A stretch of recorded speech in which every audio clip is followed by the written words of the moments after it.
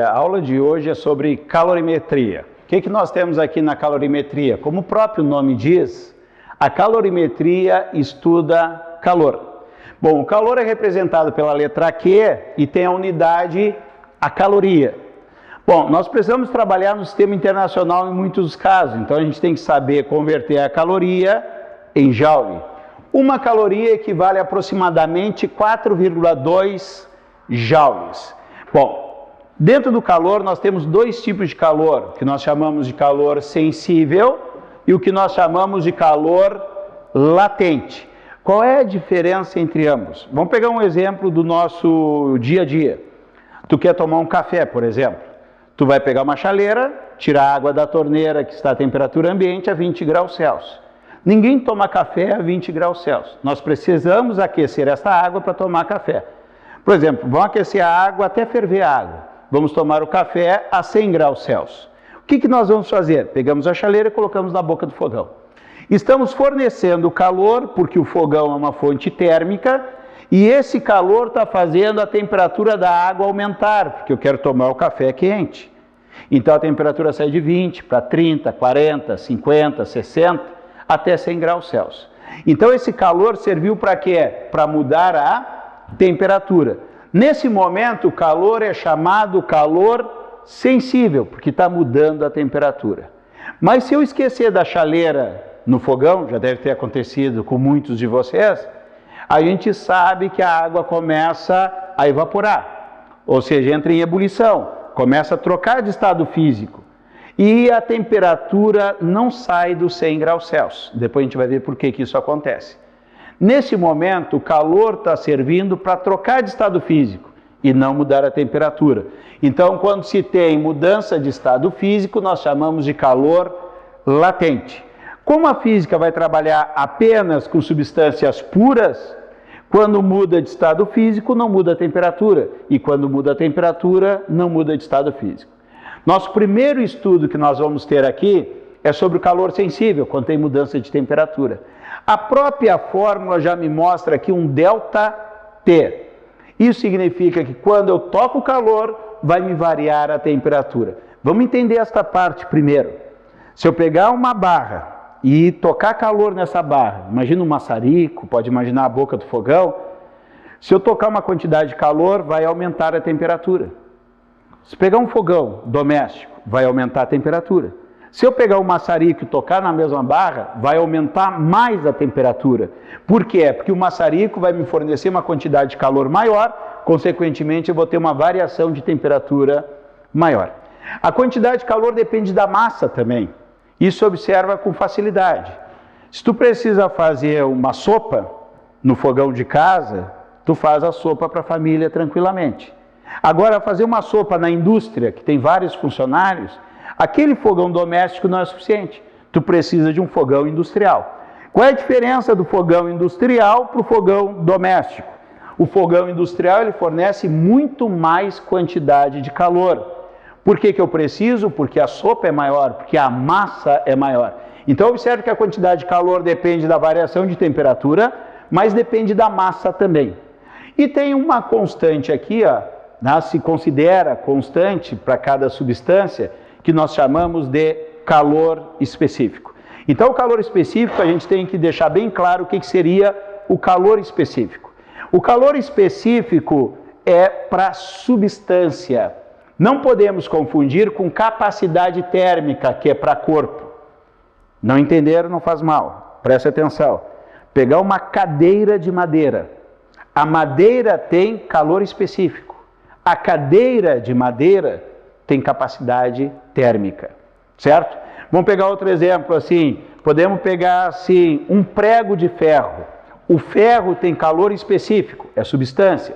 Mas o prego tem capacidade térmica. O que isso quer dizer? Se eu tiver um prego pequeno e um prego grande, é feito da mesma substância, tem o mesmo calor específico. Só que o prego grande tem o quê? Tem maior capacidade térmica. Por quê? Porque a capacidade térmica depende da massa.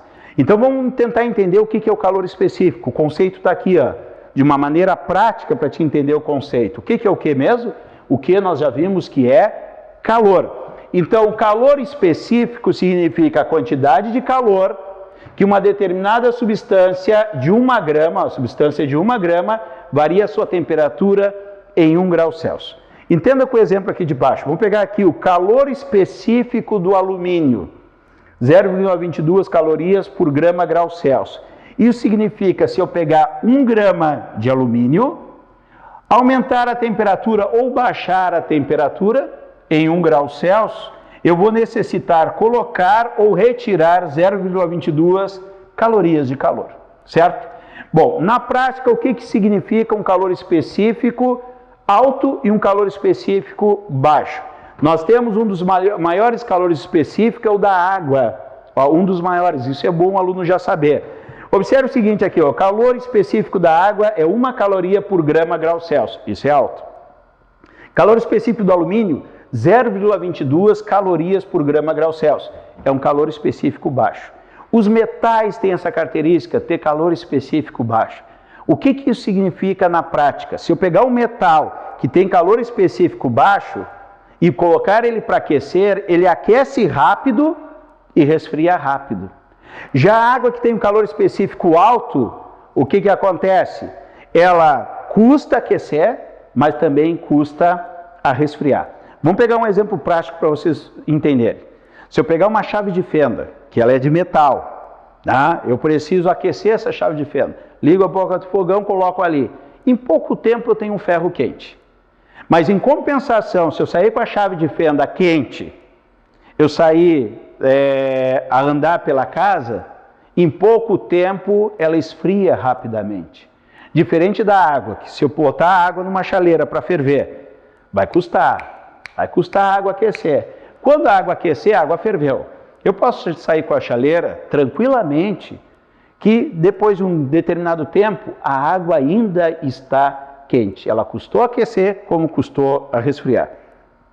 Na geografia, estou com a galega aqui assistindo a minha aula, tendo esse privilégio, professora de geografia, doctor aqui de Pelotas. Na geografia, se fala muito em amplitude térmica. A gente pode tirar proveito desse conceito aqui, ó. Presta atenção, numa praia, por exemplo, saiu o sol de manhã cedo, a areia já aquece rapidamente, já está quente a areia. O cara vai tomar banho na praia de manhã cedo e a água está gelada. Por quê? Porque a água vai ser aquecida de maneira lenta durante o dia, ela vai aquecendo. Quando chega a noite, o sol sai, a areia que aqueceu rapidamente, ela vai acontecer o quê? Ela vai resfriar rapidamente. Então, à noite, a areia já fica gelada, praticamente instantaneamente, quando o sol sai. Só que as pessoas ainda podem ficar tomando banho à noite na praia, que a água não está gelada. Por quê? Porque a água custou a aquecer e ela custou a resfriar. E falando em amplitude térmica, o que acontece? Em lugares que não se tem água, como os desertos, se tem uma amplitude térmica muito grande. É o caso da areia da praia, a gente pode fazer essa analogia. Então, durante o dia, a temperatura vai lá em cima. E durante a noite, a temperatura cai lá embaixo. Bom, então, qual era a solução? Ter água. Mas adianta eu ir no deserto com um copo d'água? Agora eu tenho água, um copo d'água? Não, não é suficiente. Porque eu preciso de quê? De quantidade, eu preciso de um lago, eu preciso de um rio. Não é? Daí entra o que nós chamamos de capacidade térmica. Tá? Para vocês entenderem capacidade térmica, vamos pegar um exemplo bem simples aqui.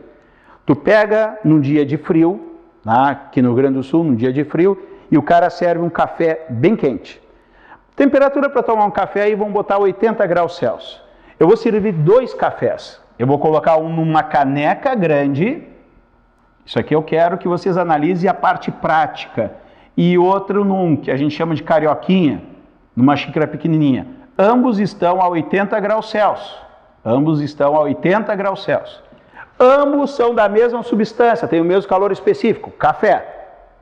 Só que eu vou perceber num dia de frio que um vai esfriar primeiro. Qual que esfria primeiro? O cafezinho.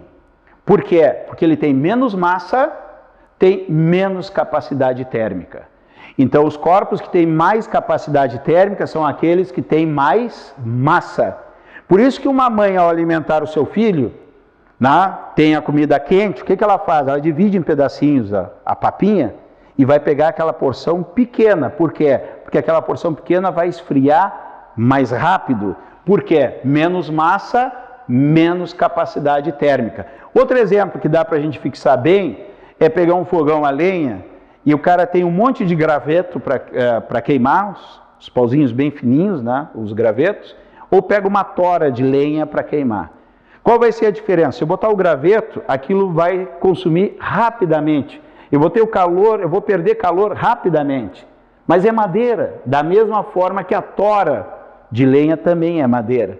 Só que no caso, se eu botar uma tora, vai me conservar mais o calor. Por quê? Porque tem maior massa, tem maior capacidade térmica. Então aqui nós vimos o que seria o calor sensível.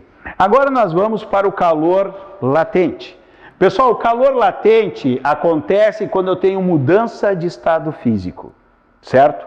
Mudança de estado físico. Eu sempre faço a seguinte pergunta nas minhas aulas: é fácil ou difícil derreter gelo? Pensem um pouquinho. É fácil ou difícil derreter gelo? Pensaram, né? Provavelmente muitos de vocês pensaram assim: não, derreter gelo é fácil. Por quê? Porque vocês, na hora do aperto, na hora de fazer uma pergunta, o teu cérebro vai procurar gelo rapidamente. E tu vai achar onde esse gelo? Lá numa forminha dentro do congelador na casa de vocês. E realmente, pegar uma pedrinha de gelo é fácil de derreter. Larga em cima da mesa, ela derrete com o próprio calor que ela recebe do ambiente. Imagina se eu tocar calor em cima dela, vai derreter rapidamente. Então nos parece que derreter gelo é muito fácil. Agora imagina se tu queira fazer um crime para o meio ambiente. Eu vou derreter o Polo Norte. Eu vou lá, faço uma enorme fogueira no Polo Norte. Eu vou derreter a calota polar? É lógico que não. Por quê? Porque aquela quantidade de calor que eu estou fornecendo é muito pouco para aquela quantidade de gelo gigantesca. Então, é fácil ou difícil derreter gelo? Depende da massa. Uma pedrinha de gelo é fácil de derreter. Tu pegar um pedrão de gelo é muito mais difícil de derreter. Então, toda a troca de estado físico vai depender da massa. Eu poderia perguntar: é fácil ou difícil ferver uma água? Daí tu vai dizer assim: é fácil, põe numa canequinha pequenininha, tu ferve com facilidade. Agora pega um panelão de mocotó e enche d'água e tenta ferver aquela água. Vai ser muito mais difícil. Por quê? Porque eu tenho muito mais massa. E nós temos essa grandeza aqui, que é o calor latente, que depende de cada substância. Cada substância tem um calor latente e em cada troca de estado físico também. A gente vai pegar aqui o calor latente de fusão da água, tá? A gente já vai ver em seguida as trocas de estado físico. A fusão é a troca do estado sólido para o estado líquido. Então nós temos que a água é a troca do estado sólido para o estado líquido. Como é água, é a quantidade de calor que eu preciso para que 1 grama de água sólida, gelo, se transforme em água líquida. Então nosso exemplo é bem simples. Eu vou pegar gelo já a 0 graus, que é a temperatura que o gelo vai derreter em 1 atm, e eu vou tocar a quantidade de calor para esse gelo se transformar em água. Eu estou dizendo para vocês que são 80 calorias por grama. Ou seja, se a minha barra de gelo tem 1 grama, eu preciso de quanto? 80 calorias para 1 grama. Perfeito?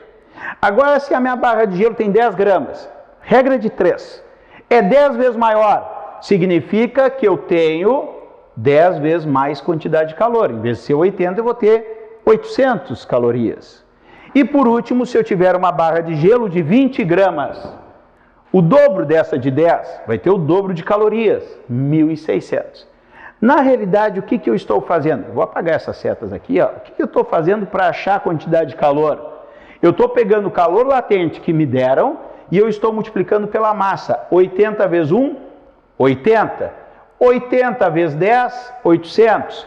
80 vezes 20, 1.600. Eu estou pegando a massa e multiplicando pelo calor latente, que nada mais é do que essa fórmula aqui.